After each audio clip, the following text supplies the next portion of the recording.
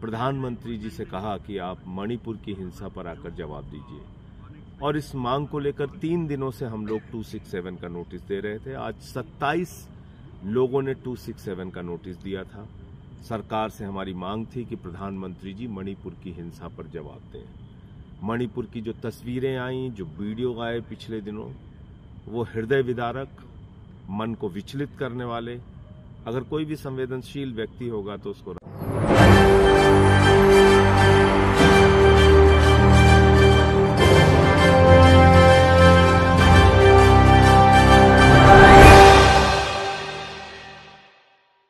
क्या दोबारा सदन में राज्यसभा, जी हां, राज्यसभा में क्या दोबारा एंट्री होने वाली है संजय सिंह की? और संजय सिंह की क्या धमाकेदार एंट्री से पूरी तस्वीर अब पलटने वाली है। नमस्कार, मैं हूं राहुल शर्मा, आप देख रहे हैं SP9 न्यूज और आप तमाम लोगों का हमारे इस प्रोग्राम में बहुत बहुत स्वागत है। और आज हम बात कर रहे हैं संजय सिंह की।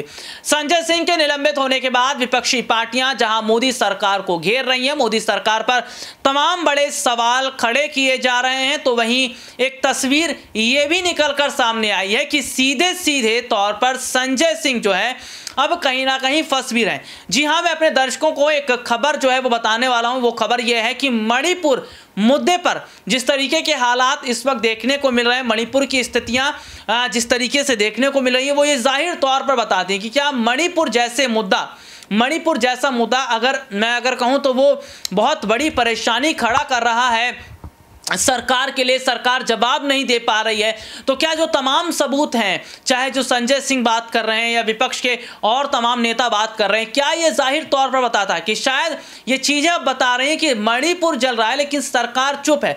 और सरकार चाहती तो बहुत हद तक मणिपुर के मामले को शांत किया जा सकता था, लेकिन कहीं ना कहीं सरकार इस मामले पर चुप है।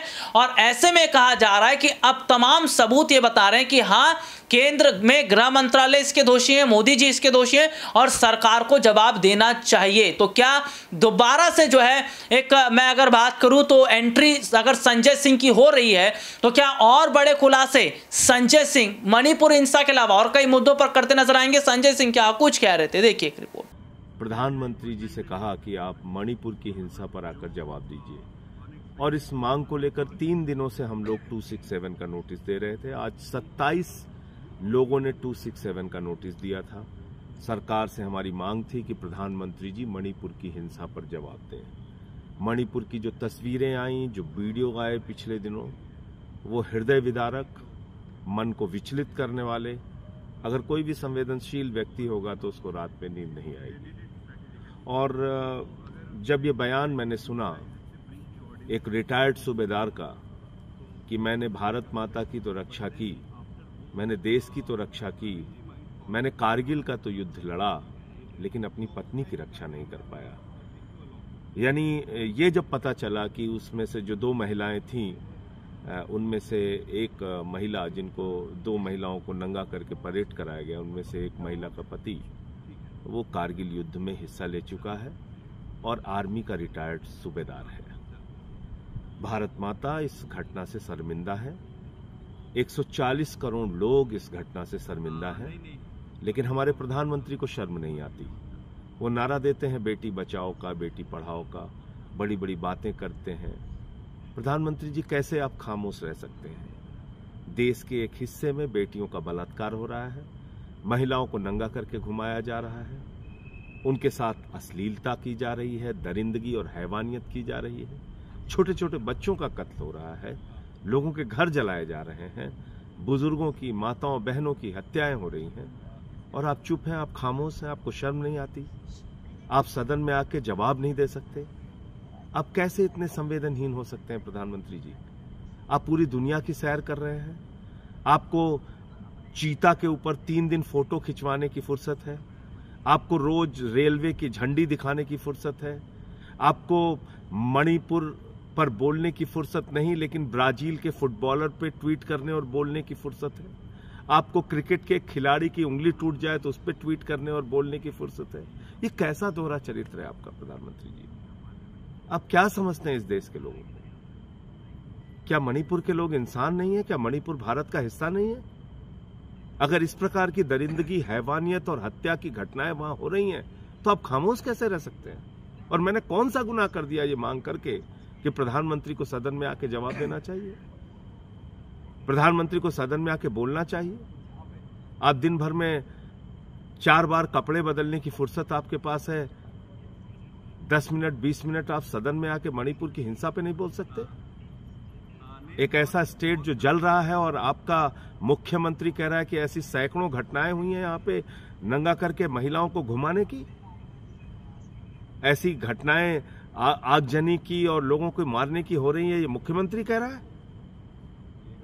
तो मैं सबसे एक ही अपील करना चाहता हूं, अगर जरा सी भी संवेदना है आपके अंदर, जिस तरह से भी विरोध कर सकते हैं, मणिपुर हिंसा का विरोध कीजिए, मणिपुर की दरिंदगी और हैवानियत का विरोध कीजिए। कारगिल का वो योद्धा, वो रिटायर्ड सूबेदार आपसे सवाल कर रहा है, पूछ रहा है कि मैंने तो भारत माता की रक्षा के लिए कारगिल के युद्ध में हिस्सा लिया, देश की रक्षा कर ली, अपनी पत्नी की रक्षा नहीं कर पाई। आज आप सबकी जिम्मेदारी है उस कारगिल के योद्धा की पत्नी की आवाज उठाने की। आज आप सबकी जिम्मेदारी है मणिपुर की बेटियों की, वहां के बुजुर्गों की, वहां के माताओं बहनों की, वहां के बच्चों की आवाज उठाने की। आप सबकी जिम्मेदारी है जो वहां चर्च जलाए जा रहे हैं, मंदिर तोड़े जा रहे हैं, उन मुद्दों को उठाने की। आइए हम सब मिलकर मणिपुर की हिंसा के खिलाफ अपनी आवाज बुलंद करें। जय हिंद। सत्य का शासन हो और सत्ता पे बैठे हुए लोगों का जो अहंकार है, उस अहंकार को चकनाचूर किया जाए। जिस लोकतंत्र की बुनियाद पर, जिस जमहूरियत के दम पर आज उनको कुर्सी पे बिठाई गई है, अगर आप उनको नीचे उतारना चाहते हैं तो इस बात को आपको समझना पड़ेगा कि इस देश के नौजवानों और विद्यार्थियों को सबसे बड़ी भूमिका निभानी पड़ेगी। अगर भारतीय राष्ट्रीय कांग्रेस शरीर है तो एनएसवाई और यूथ कांग्रेस को दोनों हाथ बनना पड़ेगा। यह बात हम लोगों को समझना होगा। जब तक इस देश का फर्स्ट टाइम वोटर, जिसके मैसेज में, जिसके स्नैपचैट पे, जिसके इंस्टाग्राम में, जिसके व्हाट्सएप पे झूठ परोस करके, मिस इन्फॉर्मेशन परोस करके